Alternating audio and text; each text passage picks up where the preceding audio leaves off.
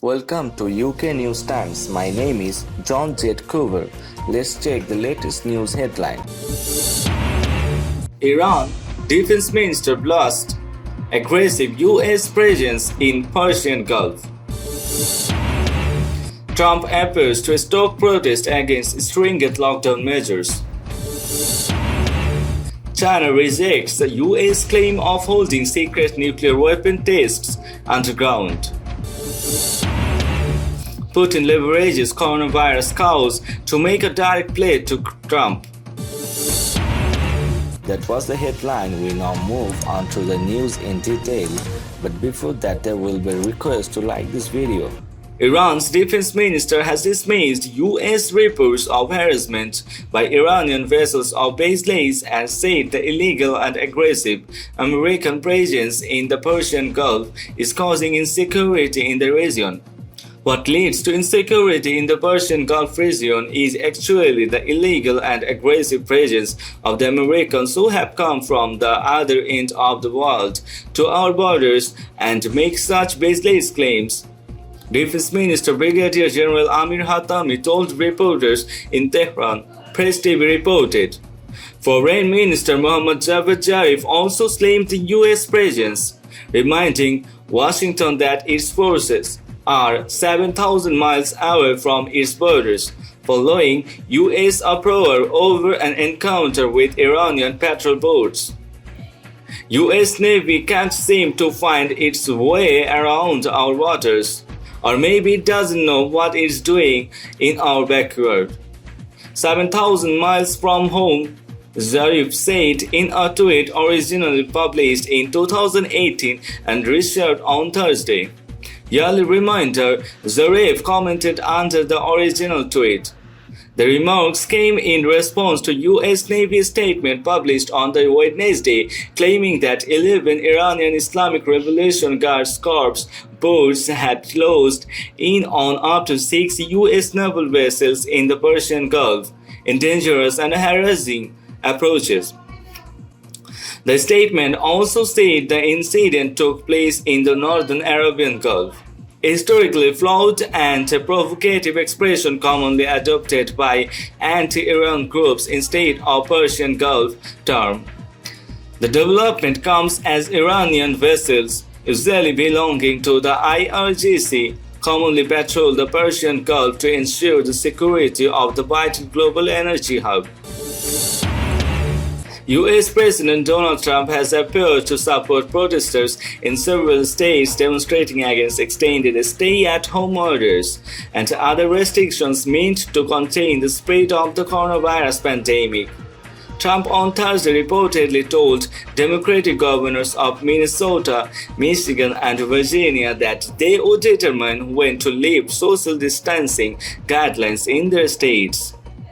But on Friday, he posted highly incendiary tweets stoking protest against physical distancing and other stringent lockdown measures in the states. Liberate Minnesota, Trump tweeted, followed quickly by a call to liberate Michigan, liberate Virginia, and save your great Second Amendment. It is under siege, Trump tweeted a reference to the state's expanded background checks and limits on gun purchases signed into law last week. The United States has the highest number of coronavirus cases and deaths in the world, more than 672,200 confirmed infections and 33,000 deaths. Later on Friday, speaking to reporters at the White House, Trump defended protesters defying federal social distancing guidelines to express displeasure with lockdown measures. Trump said that he feels some state orders are too tough. He suggested demonstrations in Virginia were also justified because of recently signed gun laws that expand background checks and limit certain firearm purchases. I think we do have sobering guidance, but I think some things are too tough.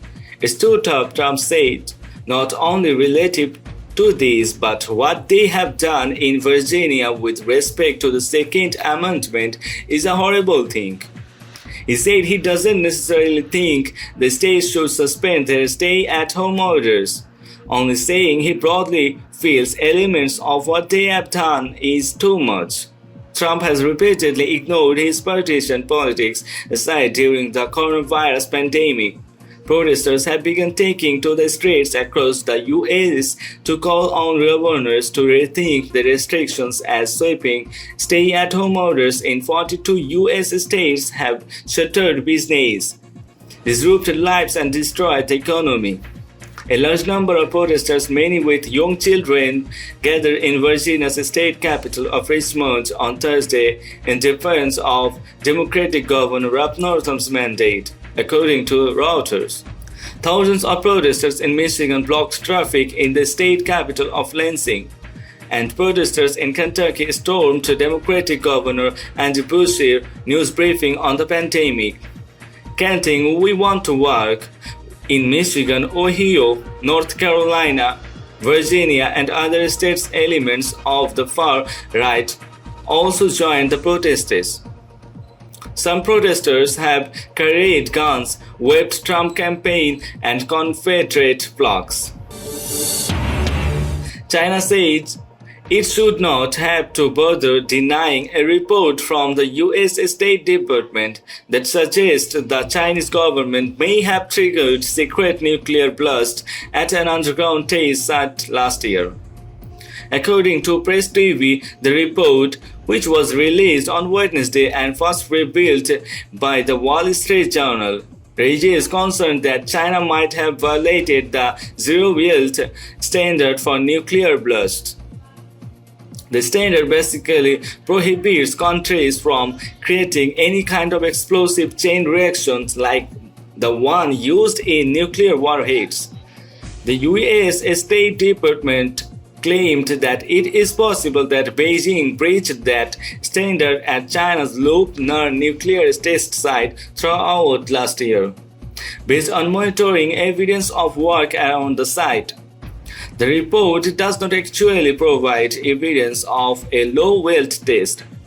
Zhao Lijian, a spokesperson for China's foreign ministry, dismissed the accusation and insisted that Beijing remains committed to a moratorium on nuclear tests. He also accused the US of making false claims at a time when Washington is already eager to blame China for the coronavirus pandemic. China has always adopted a responsible attitude, earnestly fulfilling the international obligation and promises it has assumed, Zhao said at a briefing. The US accusation against China is made of thin air, which is totally unfounded and not worth reporting. Zhao also accused the US of hypocrisy by pointing out Washington's decision to withdraw from the Intermediate Range Nuclear Forces (IMF) treaty and other international agreements meant to restrict nuclear weapons development. China and the US both signed the CTBT back in 1996, but neither of them actually ratified it to bring it into force. China insists it's been following the treaty anyway, although it also maintains about 300 nuclear weapons for defensive purposes. Russia, France, and Britain also signed the CTBT, which has no actual power under international law. It must be ratified before an inspection standard can be put into place. The US report says China blocked sensor transmissions meant to allow international monitors to watch for violation of the CTBT deal. There was a transmission interruptions that began in 2018 and lasted until last August. A spokesman for the watchdog CTBT organization told the Wall Street Journal. However, there have been no interruptions since the last one ended. President Donald Trump and Russian President Vladimir Putin appear to have had more sustained contact with each other in the past 2 weeks, that at any time since 2016, as the Kremlin tries to use the coronavirus pandemic and close personal ties between the two leaders to normalize long-strained relations with Washington. The two leaders spoke on the phone at least 4 times over a 2-week period, beginning March 30 and ending on Sunday, a record pace for publicly known phone calls between the leaders, according to a CNN theory. Official readouts of their conversations indicate the leaders discussed the coronavirus pandemic and a price war that destabilized the oil markets. The flurry of phone calls follow a Kremlin campaign arguing US-Russia cooperation against the coronavirus that used news outlets Trump follows, said Andrew Weiss, a vice president for studies at the Carnegie Endowment for International Peace.